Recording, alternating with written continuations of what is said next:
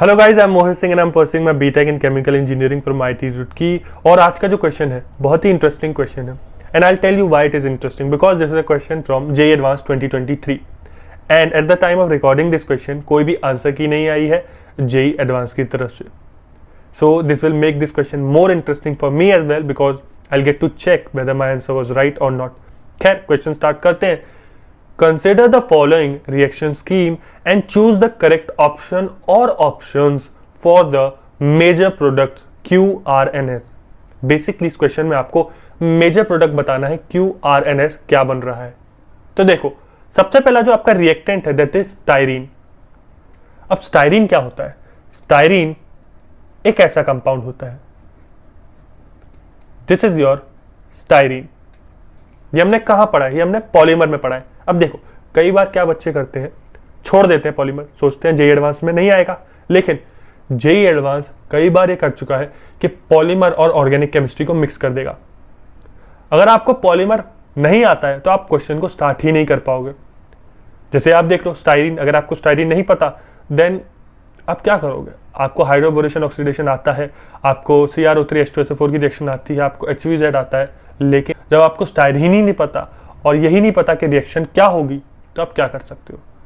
ये पहली बार नहीं हुआ है कि polymer plus organic chemistry mix हुआ है, कई बार ये क्वेश्चन आ चुका है। मुझे याद है 2018 में भी आया था, जहां पे उन्होंने बोला था कि जो आपका रिएक्टेंट है वो इजीली ऑक्सीडाइज हो जाता है to give dibasic acid that is used in the formation of your terylene या फिर dacron that is a polymer.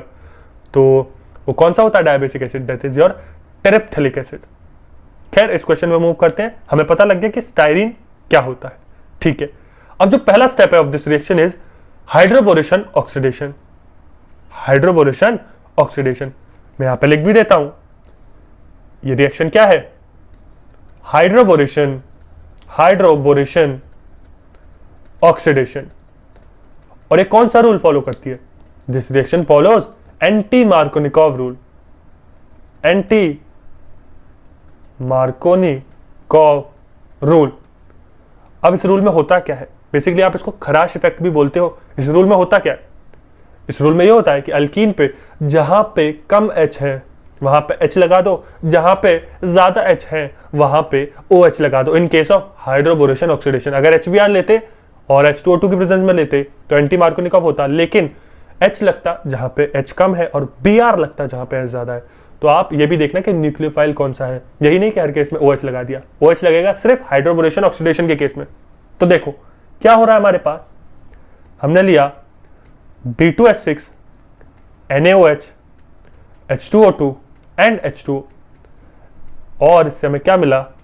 इससे हमें मिला, देखो यहां पे H ज्यादा है इस पोजीशन पे तो यहां पे OH लगेगा, यहां पे H कम है तो यहां पे क्या लगेगा? हाइड्रोजन लगेगा। तो ये आपका क्या हो जाएगा? ये हो जाएगा आपका P कंपाउंड।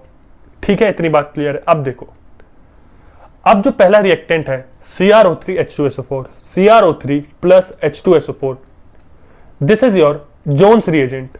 जोन्स रिएजेंट या फिर आप इसको सिंपली H2CrO4 भी बोल सकते हो। बहुत ही इंटरेस्टिंग ऑक्सीडाइजिंग एजेंट है। 1 डिग्री अल्कोहल को एसिड में बदलता है, 2 डिग्री अल्कोहल को कीटोन में बदलता है, 3 डिग्री अल्कोहल के साथ रिएक्शन ही नहीं करता। इतनी बात क्लियर? तो देखो क्या मिलेगा आपको अगर आप रिएक्शन कराओगे CrO3H2SO4 के साथ। ये जो आपका अल्कोहल है जो कि 1 डिग्री है, it will get converted into a carboxylic acid, कुछ ऐसा। ठीक है, अब सेकंड स्टेप क्या है इस रिएक्शन का? सेकंड स्टेप है Cl2 in presence of red phosphorus. तो इससे आपको क्या मिलेगा? HVZ रिएक्शन है, एडजेसेंट पोजीशन पे कार्बोक्सिलिक एसिड की एक Cl लग जाएगा। तो ये आपको कुछ ऐसा मिल जाएगा। मैं यहां पे लिख देता हूं HVZ and this is the product. ये आपको प्रोडक्ट मिल जाएगा यहां पे Cl। ठीक है, this is your Q product. इतनी बात क्लियर है? ये समझ आ गया कि Q क्या बना है हमारा। अब देखो, अब हमें फर्दर रिएक्शन करानी है। सेकेंड फेज है ये क्वेश्चन का। P की रिएक्शन हमें करानी है SOCl2 NaCN H2 plus delta and conc H2SO4 के साथ। फाइनल रिएक्शन करने पे आपको मिलेगा इस प्रोडक्ट। तो देखते हैं, चलिए थोड़ा स्पेस ले लेते हैं ताकि क्वेश्चन हम इजीली सॉल्व कर पाए एक बार में। चलो, now we have enough space. All right, so P क्या है हमारे पास? इधर मैं एक डिवाइडर बना देता हूं। P हमारे पास कुछ ऐसा कंपाउंड, इसकी रिएक्शन हमने कराई SOCl2 के साथ थायोनिल क्लोराइड। अब ये बताओ आप, थायोनिल क्लोराइड जो है वो कौन सा मैकेनिज्म फॉलो करता है? This follows SNI mechanism. ठीक है, चलो तो इससे आपको क्या मिल जाएगा? OH की जगह आपको मिल जाएगा Cl। ठीक है, इतनी बात क्लियर है। अब हमने लिया है NaCN। NaCN आपको क्या करके देगा? NaCN आपको SN2 रिएक्शन करके देगा, because this is a 1 degree alkyl halide and you will get Cn। अब H3O पॉजिटिव डेल्टा मतलब complete hydrolysis of a cyanide. Why am I saying complete hydrolysis? Because अगर पार्शियल हाइड्रोलिसिस हो तो ये amide बन जाता है, कंप्लीट हाइड्रोलिसिस हो तो ये कार्बोक्सिलिक एसिड बनता है, और अगर रिडक्शन हो साइनाइड का तो ये अमीन बन जाता है। इस केस में हम मानेंगे कि कंप्लीट हाइड्रोलिसिस हो रहा है, बिकॉज अगर पार्शियल होता तो वो बता देते, मेंशन कर देते। तो ठीक है, यहाँ पे हमें क्या मिल रहा है? H3O positive delta and you will get a carboxylic acid. और कॉन्क H2SO4 हमने लिया है। बेसिकली मतलब क्या है? कॉन्क H2SO4 का मतलब है हम इसका साइक्लाइजेशन कराने वाले हैं। साइक्लाइजेशन कैसे होगा? बहुत ही इजीली आप समझ सकते हो। ये H2O रिमूव कर दो, इसको इधर जोड़ दो।